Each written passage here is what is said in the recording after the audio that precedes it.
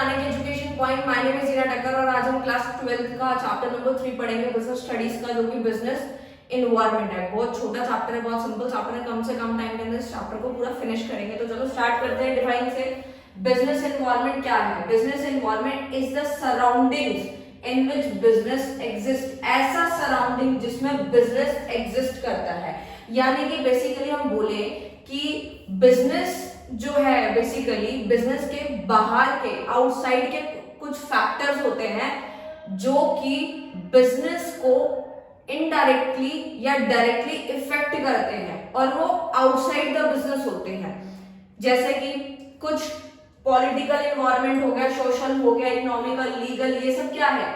ये हमारे बिजनेस के बाहर हैं और ये बिजनेस को इफेक्ट भी करते हैं। जैसे कि टेस्ट एंड फैशन हो गया, गवर्नमेंट ने टैक्स बढ़ा दिया, ये सारी चीजें कंट्रोल, बिजनेस के कंट्रोल से बाहर है, बट ये हमारे बिजनेस को इफेक्ट करती। फीचर्स ऑफ बिजनेस एनवायरनमेंट, इसको याद कैसे रखना है, पहले इसकी ट्रिक जानते हैं, फिर इसको समझेंगे। रसिक से आप इसको याद रख सकते हैं। आर से मतलब है रिलेटिविटी, ए से मतलब है all the external forces, S से मतलब है स्पेसिफिक एंड जनरल फोर्सेस, आई से मतलब है इंटररिलेशन, एंड सी से मतलब है कॉम्प्लेक्स। आप इससे याद रख सकते हैं। रसिक से आप याद रखेंगे, आपको फीचर्स बिल्कुल याद रहने वाले हैं। तो आप फटाफट से इसको समझ लेते हैं, रिलेटिविटी का मतलब क्या होता है। देखो मैंने एक एक लाइन लिखी है, वो भी बहुत शॉर्ट में लिखा है। अगर आपसे ज्यादा नहीं लिखा जाता, ज्यादा याद नहीं होता, तो बिल्कुल टेंशन मत लेना, मेन पॉइंट्स तो आपको याद करने ही है, और जो कि फॉर्मूला मैंने आपको बताती जा रही हूँ साथ साथ। और अंदर की अगर आप एक एक लाइन लिखते हैं और ये आपके आंसर के अंदर मेन पॉइंट्स होंगे, तो आपको कोई भी बिजनेस स्टडीज में मार्क्स लेने से नहीं रोक सकता। तो देखो, ज्यादा लिखने से मार्क्स नहीं मिलेंगे, मार्क्स आपको कब मिलेंगे? जब आपके मेन पॉइंट्स जो है वो आपके आंसर से रिलेटेड होंगे, ठीक है? तो आपको मार्क्स आराम से। रिलेटिविटी समझते हैं। रिलेटिविटी का मतलब होता है, जैसे मान लीजिए कोई भी कंज्यूमर ऑर्गेनाइजेशन के अंदर, कोल्ड ड्रिंक के अंदर कोई पेस्टिसाइड्स देखे जाते हैं, तो इसका मतलब ये कोल्ड ड्रिंक की जो कंपनी है उसके लिए ये एक थ्रेट है, एक प्रॉब्लम है कि उनकी कोल्ड ड्रिंक्स में पेस्टिसाइड देखने को मिल रहे हैं। लेकिन ये अपॉर्चुनिटी किसके लिए है? ये अपॉर्चुनिटी होगी जूस इंडस्ट्री के लिए, कि उनको उनके बदले जो है एक अपॉर्चुनिटी मिल रही है। तो वो क्या है? रिलेटिविटी में काउंट होता है। नेक्स्ट आता है all the external forces. All the external forces का मतलब होता है बेसिकली कि जो हमारे बिजनेस ऑर्गेनाइजेशन के बाहर वाले जितने भी फैक्टर्स हैं जो कि हमारे बिजनेस को इफेक्ट करते हैं, बट बिजनेस का कोई कंट्रोल नहीं है, जितने भी आउटसाइड आते हैं फैक्टर, वो सारे एक्सटर्नल फोर्सेस के अंदर आते हैं। नेक्स्ट आता है स्पेसिफिक एंड जनरल फोर्सेस। इसका मतलब क्या हुआ? इसका मतलब हुआ कि जो स्पेसिफिक फोर्सेस होते हैं और एक होते हैं जनरल फोर्सेस, दोनों का मतलब अलग अलग है। स्पेसिफिक में क्या होता है? ये सिर्फ बिजनेस को इफेक्ट करते हैं, सिर्फ और सिर्फ बिजनेस को ही इफेक्ट करेंगे, तो वो क्या है? स्पेसिफिक है, नाम से भी क्लियर है। जनरल फोर्सेस का मतलब है ये जितने भी बिजनेस होंगे उन सबको इफेक्ट करने वाला है। जैसे कि गवर्नमेंट ने टैक्स बढ़ा दिया, तो ये किसको इफेक्ट कर रहे हैं? तो ये सारे बिजनेसेस को इफेक्ट करेगा, तो वो क्या है? जनरल फोर्सेस है। और जो सिर्फ और सिर्फ एक बिजनेस को करे वो क्या होता है? स्पेसिफिक। जैसे कोई कस्टमर के रिगार्डिंग कोई कंप्लेन आ रही है या इस तरीके से कुछ आ रहा है, तो वो क्या है? हमारा स्पेसिफिक फोर्स हो जाएगा। Next is interrelation. Interrelation को हम याद मतलब समझ सकते हैं कि all components of business environment are independent. जितने भी बिजनेस एनवायरनमेंट के कंपोनेंट्स हैं वो सारे के सारे इंडिपेंडेंट हैं। जैसे इसके एग्जांपल है फास्ट फूड, वेस्टर्न कल्चर। जैसे आप देख रहे हैं कि आज का जो यूथ है, आज की जो जनरेशन है, वो सबसे ज्यादा फास्ट फूड पे डिपेंड हो चुकी है। फास्ट फूड उन्हें बहुत ज्यादा पसंद आ रहा है और वो वेस्टर्न कल्चर को बहुत ज्यादा अडॉप्ट कर रहे हैं। तो वही समझाना चाहते हैं कि इंटर रिलेशन है, यानी बिजनेस का एनवायरनमेंट जो है वो एक तरीके से इंटरडिपेंडेंट है। Next is complex. कॉम्प्लेक्स का मतलब है it is difficult to scan environment. Scan करना थोड़ा सा डिफिकल्ट हो जाता है। क्यों? जैसे कि मान लीजिए कुछ चीजें ऐसी होती है जो हमारे बिजनेस को थोड़ा कम, यानी कि जो हमारा बिजनेस एनवायरनमेंट होता है उसको थोड़ा कम इफेक्ट करती है। कुछ माइनर चेंजेस होते हैं, लेकिन कुछ मेजर होते हैं। मेजर कैसे होता है? जैसे गवर्नमेंट ने अपनी पॉलिसी चेंज कर दी, यानी कि क्या चेंज कर दिया?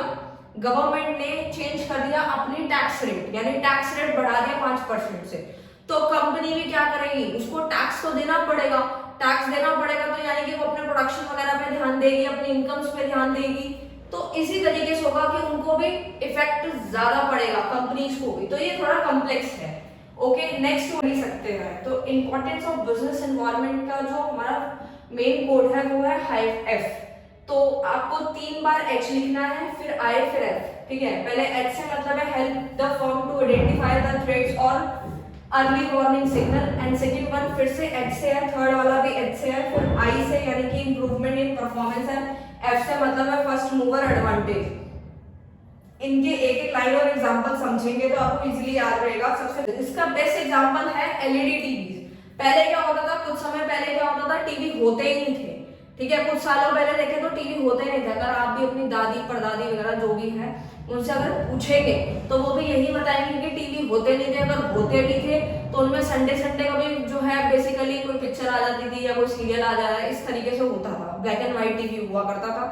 फिर अब धीरे धीरे करके जो है एलईडीज आने लगी। तो देख रहे हो जनरेशन टू जनरेशन और टाइम टू टाइम कितना डिफरेंस आ रहा है हर एक चीजों के अंदर, आप देख सकते हैं। तो वो क्या है, वो कहीं ना कहीं ये समझाना चाहते हैं कि collecting right type of resources as per present requirement, कि हमें वो वाला सामान को, रिसोर्सेज को इकट्ठा करना है जिसकी अभी प्रेजेंट में डिमांड है, यानी प्रेजेंट में जो चीजें बिक रही हैं उसके रिसोर्सेज को कलेक्ट करना है। ठीक है, next is improvement in performance. Timely changes और इनोवेशन करना बहुत ही ज्यादा जरूरी है। अगर आप ये नहीं करते हैं तो हम बहुत ही ज्यादा पीछे रह जाएंगे और हमारा बिजनेस, हम खुद मजबूर हो जाएंगे अपने बिजनेस को बंद करने के लिए।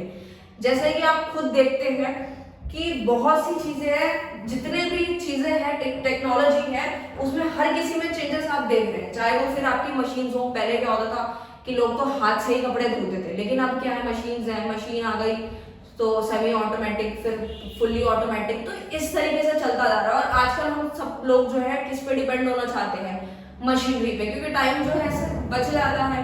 कॉस्टिंग थोड़ी ज्यादा आती है बट कोई नहीं, काम टाइम तो बच ही रहा है, हमारा काम तो हो रहा है कम से कम टाइम के अंदर। तो हमें इनोवेशंस करते रहना, नई नई चीजें सीखनी है और टाइम के साथ साथ अपने आप को, अपने बिजनेस को, अपने बिहेवियर को बदलना है।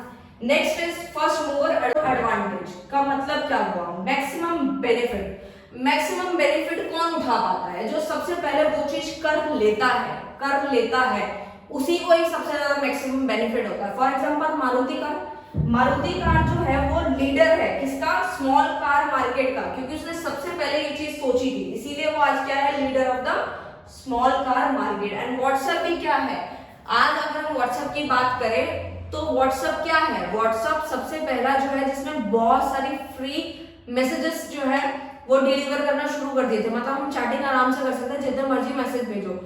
अब तो हर किसी में अवेलेबल है। अब तो ऐप की तो कमी ही नहीं है। बट हम सबसे ज्यादा क्या यूज कर रहे हैं, फोन के बाद दूसरा नंबर व्हाट्सएप का आता है। यानी कि अगर हमारे फोन में बैलेंस नहीं है तो हम सबसे पहले पूछते हैं अपना व्हाट्सएप नंबर जो है दे दो। मतलब फोन में बैलेंस हो या ना हो, हमारा जो वाईफाई है यानी कि जो नेट है वो तो चलता रहेगा, वो व्हाट्सएप के थ्रू ही चल रहा है। तो फर्स्ट मूवर एडवांटेज आप समझ ही सकते हैं, वो व्हाट्सएप को मिल गई है। समझेंगे डायमेंशंस है हमारे बिजनेस एनवायरनमेंट की। सबसे पहला क्या है, सोशल एनवायरनमेंट, जिसमें बात करते हैं कि हमारे सोशल मतलब सोसाइटी की चीजें आती है, जैसे कि consist of the custom tradition of the society. जैसे फेस्टिवल्स मनाते हैं हम, कौन कौन से, ईद हो गया, दिवाली हो गया, जन्माष्टमी हो गया, होली हो गया, रक्षाबंधन हो गया, भाई दूज हो गया, ये सब क्या है, हमारे सोसाइटी अपने कस्टम और ट्रेडिशन को फॉलो अप कर रही है, वो हमारे सोशल एनवायरनमेंट का ही पार्ट है। Next one is political environment, जो कि बताता है हमारी पॉलिटिकल यानी पॉलिटिक्स से रिलेटेड टू गवर्नमेंट की पावर्स हो गई, एटीट्यूड हो गया, गवर्नमेंट की पॉलिसीज हो गई, जैसे स्वच्छ भारत अभियान चलाया गया हमारा बेसिकली, और हमारे कॉन्स्टिट्यूशंस हो गए, कंट्री का कॉन्स्टिट्यूशन, ये सब क्या है, पॉलिटिकल एनवायरनमेंट का ही पार्ट है। Next one is economic environment. Economic नाम से ही समझ रहे हैं, जो भी स्टूडेंट इकोनॉमिक्स पढ़ते हैं उनको ये बताने की जरूरत नहीं है, बट स्टिल जिनके पास नहीं है वो समझ सकते हैं। Influence economy of your country, यानी कि बेसिकली मनी सप्लाई, यानी जितनी भी चीजें हम लोगों ने इकोनॉमिक्स में पढ़ी है, मनी सप्लाई हो गया, प्राइवेट सेक्टर का रोल हो गया, पब्लिक सेक्टर का रोल होगा, ये सारे क्या है हमारे इकोनॉमिक एनवायरनमेंट में होते हैं। आप कोई भी एग्जांपल दे सकते हैं, मैंने 2-3 ही लिखे हैं, that is sufficient. And legal environment क्या होता है, जो हमारे लीगल मतलब लॉ से रिलेटेड होता है, जैसे कि कोर्ट हो गया, कोर्ट की जजमेंट, लॉ, ऑर्डर, ये सारी चीजें हमारे लीगल एनवायरनमेंट के अंदर आती हैं।